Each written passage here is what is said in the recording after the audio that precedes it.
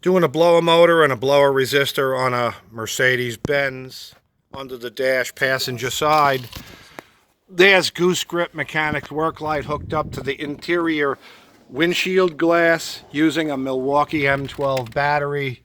There's the flexible metal gooseneck, and there is the Worklight floating under the dash with full articulation, any direction, any pitch. This light literally just floats directly below where I have to work on the blower motor and the blower resistor. It just does not get any better than this, folks. This light is available on Goose-Grip.com. There is free shipping until the end of September, and then I am going to add it on because it's killing me. But $199.99, and this light has a lifetime warranty. If you're a professional mechanic, you would have to be really a dumbbell to not want to have this light. So, Goose-Grip Mechanics Worklight, available on Goose-Grip.com.